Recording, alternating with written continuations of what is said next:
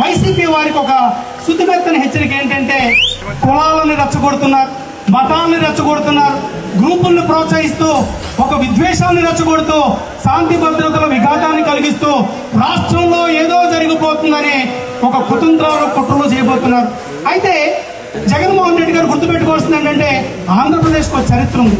పునాదుల్లోంచి పురాణాల్లోంచి తవ్వి చూడండి, వెతికి చూడండి. జగన్మోహన్ రెడ్డి గారు ఆంధ్రప్రదేశ్ చరిత్రలో ఎప్పుడు కులాల చిచ్చులు జరగలేదు, మతాల చిచ్చులు జరగలేదు.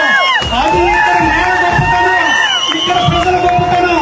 ముస్లింలైనా, హిందువులైనా, క్రైస్తవులైనా మేమంతా ఒకటే కుటుంబం, మాదంతా ఒకటే గళం. ఒక క్రైస్తవుడికి అన్యాయం జరిగితే ముస్లింలు, హిందువులు కలిసి క్రైస్తవుడి కోసం నిలబడతాం. ఒక హిందువుకి అన్యాయం జరిగితే క్రైస్తవులు, ముస్లింస్ కలిసి హిందువుగా అండగా నిలబడతాం. ఒక ముస్లింస్ కి ఏదైనా అన్యాయం జరిగితే క్రైస్తవులు, హిందువులు కలిసి ముస్లింకి అండగా నిలబడతాం. అది ఈ నేల గొప్పతనం, అది గొప్పతనం. ఈ మధ్యకాలంలో సోషల్ మీడియాలో అక్కడక్కడ ఒక విషపూరితమైన వ్యాఖ్యానాలు, విషపూరితమైన ప్రసంగాలతో ప్రజల్లో ఒక అలజడి రేపాలని చూస్తున్నారేమో. ఈ నేల గొప్పతనం మీ ఆటలు ఉడకు.